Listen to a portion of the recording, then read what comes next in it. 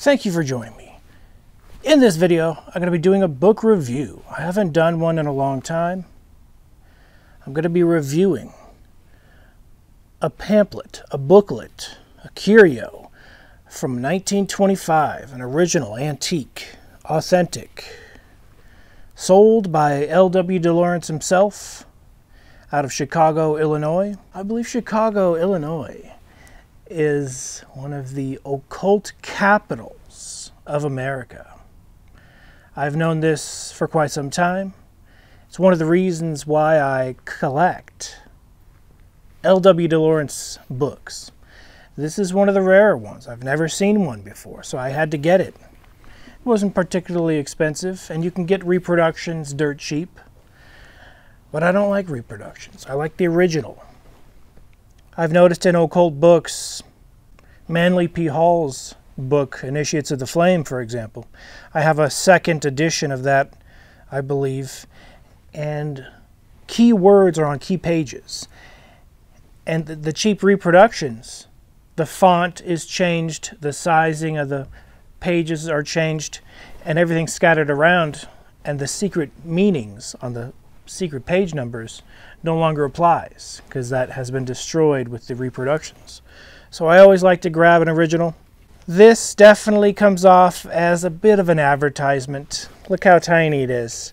It was likely sold for $1 or even 25 cents. Who knows? It was probably very cheap. And the title of this booklet is DeLaurence's Famous Methods for Experiments in Mental Telepathy and Thought Transference, Mind-Reading Psychic Phenomena, and Experiments in Spirit Communication, published by the DeLaurence Company, 179 North Michigan Avenue, Chicago, Illinois, USA. This booklet's only 40 pages long. There are a couple advertisements strewn throughout.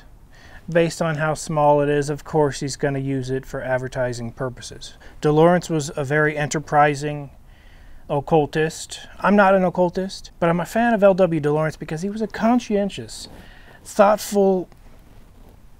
He didn't look at things this way or this way. He actually questioned. He wasn't afraid to ask questions.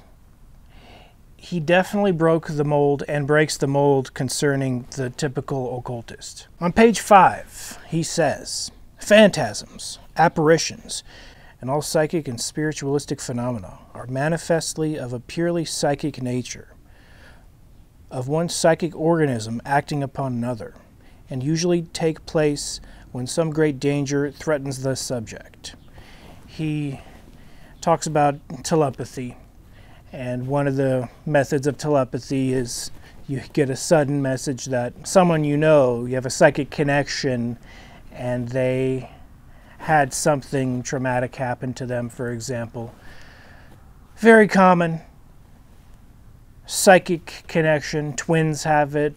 Close siblings have it. Best friends for life have it. Couples have it. I've experienced it to an extent, most definitely. Interesting, but he definitely says spirits are psychic in nature and spirit eyewitness materializations are psychic in nature. Because they're psychic in nature, he doesn't say this in the book, but he definitely implies it. Because spirit manifestations are psychic in nature, one person can see it and another person looking in the exact same direction can possibly not see it. Because this person has the psychic doors open and this person doesn't. On page 12, L.W. drops his first advertisement for a book. He's talking about telepathy and how you can develop this telepathy. L.W. DeLaurence, he traveled the world, India, China, seeking occult knowledge, magic. Not the illusionary kind, but the spirit, psychic kind. And he drops this advertisement. You want to learn how to have mental telepathy? Read this in all caps. "It is understood, of course, that no charge whatever has been made for this method, whereby experiments in mental telepathy and thought transference can be carried on. It is given as a free premium to every purchaser of the Book of Death, Hindu Spiritism, Soul Transition, and Soul Reincarnation. This book is known as DeLaurence's Handbook of Spiritualism. I happen to have this book, the Book of Death. I have 3 copies. I have a reproduction, I have some type of student edition perhaps, or slightly better in cloth, and I actually have the leather edition, extremely rare. I will be doing a book review on this book in the future. It's an extensive book, has a cool magic square design on the front, which caught my eye. Any book with a magic square in the front, catches my eye. I don't practice the occult. I've never used a magic square, but I know how to use magic squares. I know what they are. I know how they work. And I'm not talking about the mathematical puzzle kind. There are basically 2 different kinds of magic squares. There's the mathematical puzzle kind that has nothing to do with the occult. And then there is the magical kind, accepted by many, many different groups that practice magical things, the occult. They accept it as a means to communicate with spirits. I don't communicate with spirits. LW definitely encourages the communication of spirits in this book, even though I have and probably will, with my equipment on a scientific level, investigate the existence of areas that are haunted, ghosts. I know they exist. I know they're real. I don't have much desire to have a full-blown psychic communication conversation with a spirit. LW is definitely a spiritist, spiritualist, in that holding seances might be the religion he leans toward, and he definitely accepts spiritualism, spiritism, seances as a religion in and of itself. He says it's the backbone religion of the ancient beliefs. And perhaps he's right, but I do not recommend it. I do not recommend it. Worst case scenario for Spiritism? A worst case scenario for Spiritism is eloquently displayed in a fictional horror movie called Hereditary. That movie goes from Spiritism straight over to demons, and sure, it's a horror movie, but it's a horror movie based on what occultists say has a lot of truth mixed into it. And so a worst case scenario, from just what I've absorbed from true occult sources, even if one of those occult sources is the movie Hereditary, but long before I saw that movie, I was familiar with the negative entities they're referring to, the Key of Solomon, Goetia. Don't touch that stuff. Don't mess with that stuff. I saw a YouTuber casually ordering a Key of Solomon kit and playing with it. And they made fun of it, and they did it as a joke. And that definitely would have killed any dark power associated with it.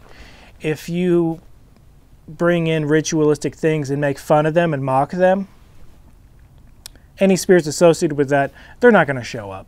But if they do, they might be ticked off. If you want to stay safe, just don't order the stuff, don't have the stuff in your room, don't touch it. I have a few books that mention the subject. Most definitely. I have an extensive occult book collection. I'm going to continue to investigate and do more book reviews in the future. Let's check out page 21. DeLaurence's advice for carrying on experiments in spirit communication. Superstition is coeval in age with the world, and in every period man has demanded from a supernatural power, authority, fortune, and honors. At every point he has in vain attempted to decipher the incomprehensible books of fate and future. Vainly, during the past centuries, he has endeavored to appraise a corner of the dark veil which so well conceals the mysteries of the spiritual from the material world. Very few have, however, succeeded in lifting a fragment of this veil during the long course of ages which have passed. That is very true. Very true. I like how he used corner. A corner of the dark veil, which so well conceals the mysteries of the spiritual from the material world.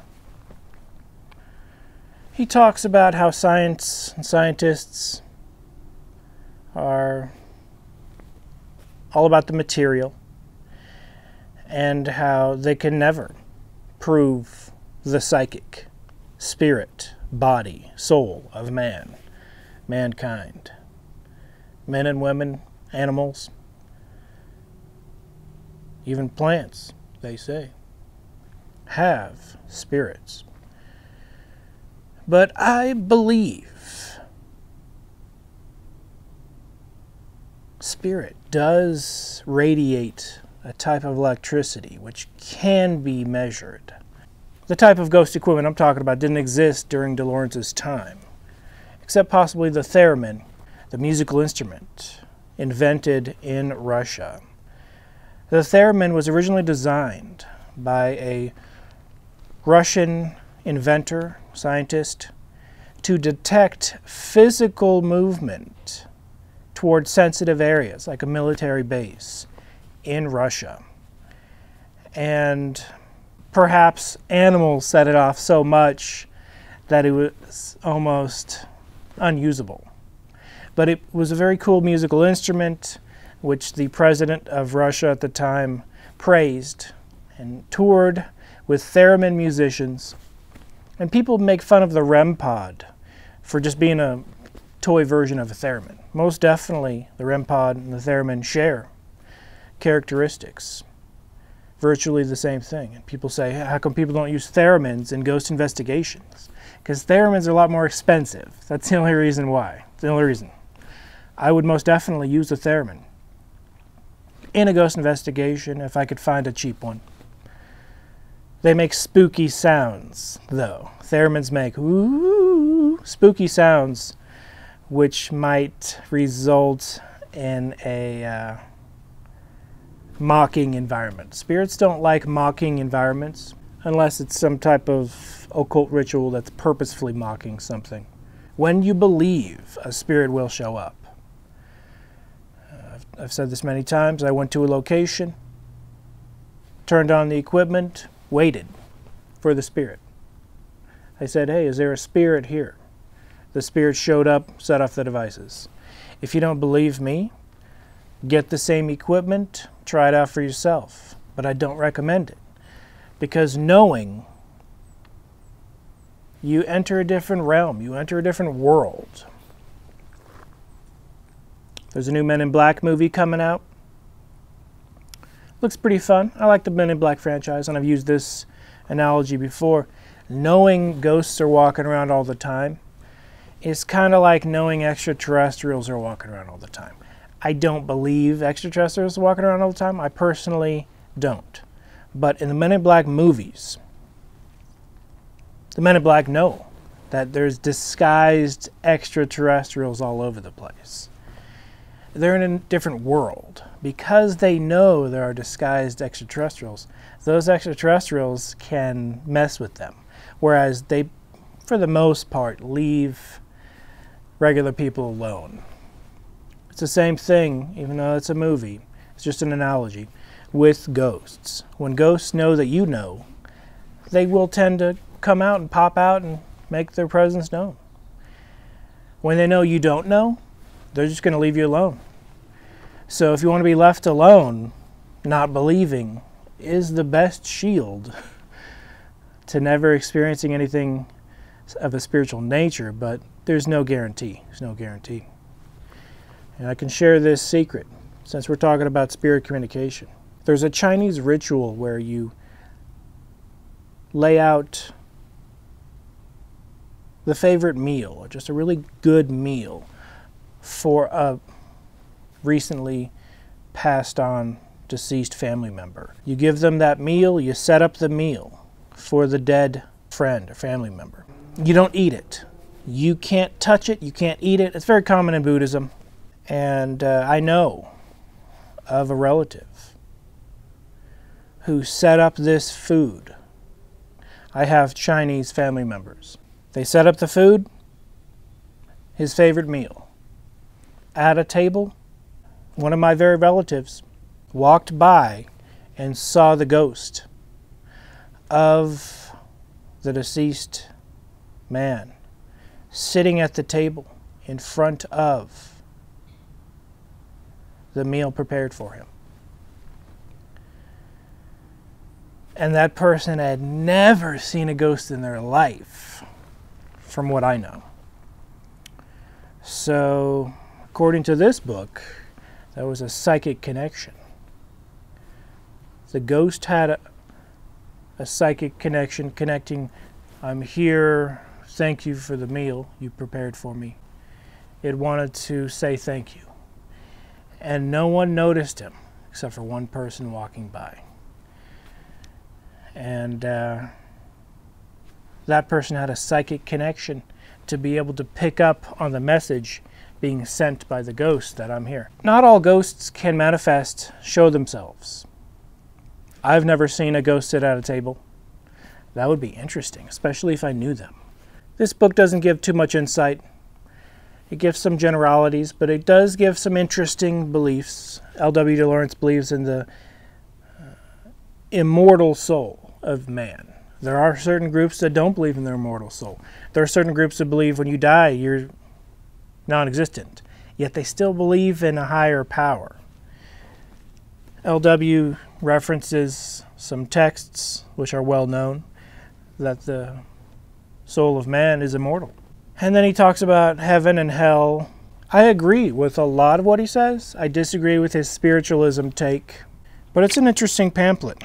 Definitely pretty cool, because it's nice to see a condensed version of his thoughts on this subject. The very last chapter in this booklet, page 37, should incense be burned in spirit circles? And instead of really giving some straightforward advice, he basically advertises superior oriental blossom incense is the best to get, and he sells it. So that's LW for you. He was definitely a salesman, but he was a legitimate occultist at the same time. I wish I could order some of this stuff. There are a few websites claiming to be the official DeLaurence catalog. I think what they did is grabbed his old catalog and are selling the closest thing they can have to fulfill what that was. Perhaps they are the original in India that LW ordered from back in the late 1800s, early 1900s. But it's hard to know. It's impossible to know. The L.W. DeLaurence Company, Chicago, Illinois. Fascinating place. A lot of the books I pick up come straight from Chicago. So they're on the bookshelves of local places. I would love to go to Chicago just to scour the shelves looking for L.W. DeLaurence books.